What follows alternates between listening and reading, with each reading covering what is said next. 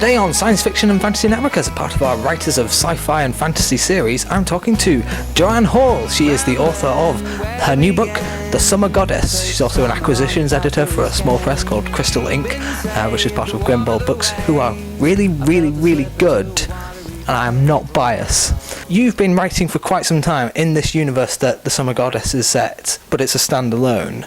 How do you cross that boundary between writing a standalone that is part of a bigger world? I've written a lot of books in this series. This is actually my 7th novel, and what I wanted to do was explore kind of off the edge of the map. So my 2 previous Crystal Ink novels, The Art of Forgetting Duology, kind of took you eastwards, and I just wanted to go a little bit further east and just see what was there. And what was there was a whole bunch of interesting stuff that I hadn't previously known was there.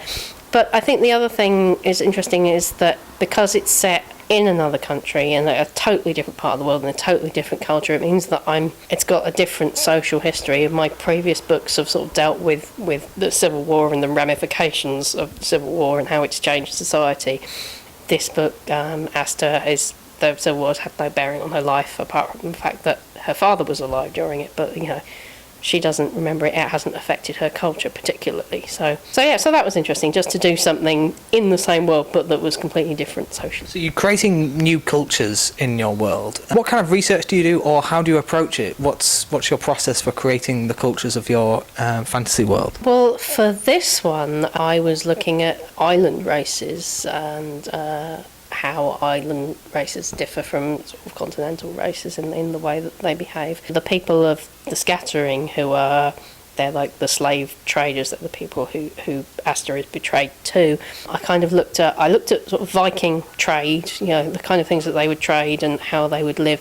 But a lot of the stuff from the Scattering was actually drawn from the history of Easter Island, which is absolutely fascinating if you look at these people who accidentally destroyed their own economy and ended up in thrall to the people of Chile, who would come every sort of 6 months and take half the population of the island and enslave them in the guano mines. And there was one point where there were only about 27 people left on Easter Island because the Chileans had taken them all. And this was because they cut down all their trees. And I thought, well, that's what would it be like to live in a society like that, where you've lost your trees and where you're losing your land and you are in thrall to a bigger and more powerful nation? How would you try and escape from it? And then Iniesta, which is the slave owning culture, sort of architecturally and visually, I was looking at Moorish Spain. It's really just a conglomeration of various interesting ideas that I had, so with assassins and a distant emperor and this kind of crazy god cult. Can you tell us a bit about the story of the Summer Goddess? What can people expect? The Summer Goddess, the heroine is Asta, who is betrayed by her own tribe and sold to a tribe of slave traders who believe that she is the goddess that will save them from imminent destruction of their worlds. And her journey to save her kidnapped nephew takes her from the Scattering, which is the home of the slave traders, to the port city of Iniesta, where she has to save her nephew from the jaws of a hungry god. Let's talk about your main character. How did you build your main character? What attracted you to say, this is the adventure for this character? The character had appeared very briefly as a much younger character in the second half of The Art of Forgetting. So she is the daughter of a hero who has found that after his death, his responsibilities have fallen onto her, and she's kind of staggering under the weight of the fact that her father is revered by her tribe, and she feels that she can't quite live up to this legend that her dad was.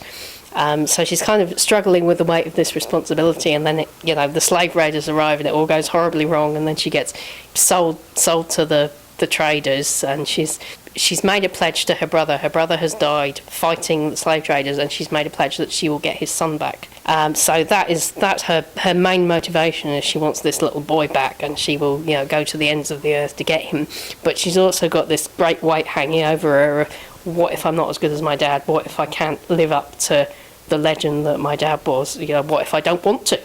So who is she? What would you say is her defining characteristic as a person? She's probably stubborn, because all of my characters are incredibly stubborn. I think it's probably some kind of genetic thing, but she is driven by a fair amount of guilt over the death of her brother, because she feels that she was the leader of the tribe, she was responsible for them, and yet her brother died and his son was taken. They do this thing called spirit walking, so they will drop into the spiritual realms to talk to people who have died. And when she does that, something happens, I can't really spoil this, and the spirit of her brother comes back with her. So he is kind of this voice in her head. You can feel him in her head going, why are you doing this? Why are you doing that? Why haven't you saved my son yet? So there's this constant sort of, almost like Jiminy Cricket, almost the voice of her conscience going, you should do this and you should do that, and you're rubbish. Why haven't you sorted it all out yet? So she's got this very antagonistic sibling relationship, because it is like, you wouldn't want to be stuck in your own brain with your brother. So there's that as well. So I think the relationship between Finn and Asta is really sort of crucial to the book, even though one of them is dead for like 9/10 of it. Jumping off that, you have a very interesting magical system in your world. There's a lot more of it in Spark and Carousel, which again is set in the same universe.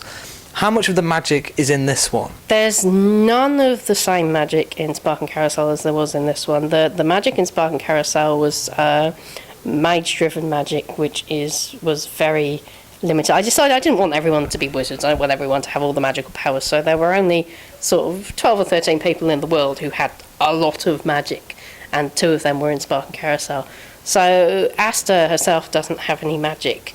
The magic mainly comes in the form of the spirit walking. So being able to walk in the land of the dead and interact with your dead relatives and have them moan at you.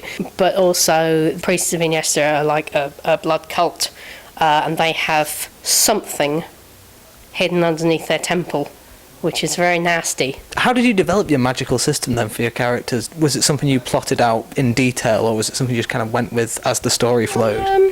It was kind of something I went with. I knew I didn't want everyone to be magic. I mean, Asta doesn't have any magic beyond the sort of little shamanistic, spirit walking, the stuff like that. I didn't want, magicians to come in and be, I'm Superman, I can do this and I can do this. So I was very careful that any character who had magic, the magic was limited to a specific thing. So Elvian in Spark and Carousel has like earth magic. She can manipulate rock and stone and earth, but she can't fly and she can't shoot firebolts out of her hands, and she got nothing like that.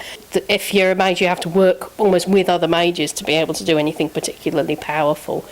And then there's a kind of lower level of magic, which is kind of the magic that we would have had in England in like the 14th or 15th century. So like herbalism and basic pick flowers in the moonlight for see your true love's face, or help people out in childbirth. So kind of so that's like hedge magic. So to call somebody a hedge wizard is like saying you're not really a proper, don't do proper magic. You just do scummy herb magic. It's almost like women's magic. They sort of dismiss it as. But there's a few mages. I don't know how many mages there are, but not many, and they can do the proper firebolt throwing, earthquake making magic. So you said this is the 7th novel you've done.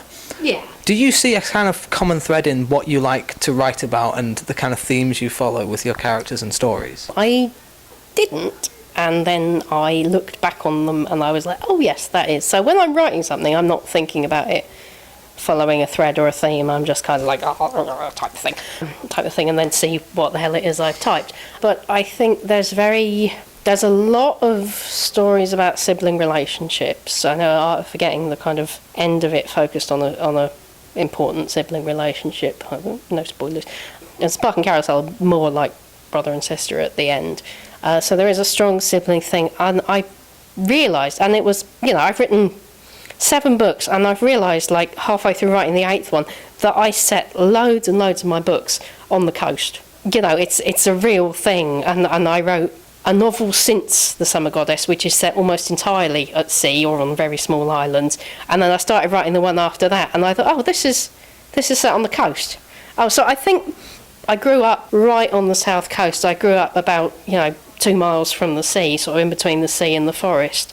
So I think I write a lot of my books as sort of influenced by that kind of liminal space between the land and the sea. And it took me 9 books to realise that, so I don't know. So, what's coming next for you? You're working on something else now? I am, yeah. I'm working on something entirely new, which again features an awful lot of sea and seaside and boats and things. There's a novel called Isle Speaker, which has got pirates and ostriches and rodents of unusual size. So that's a fun one, but I can't talk too much about that because it's not quite...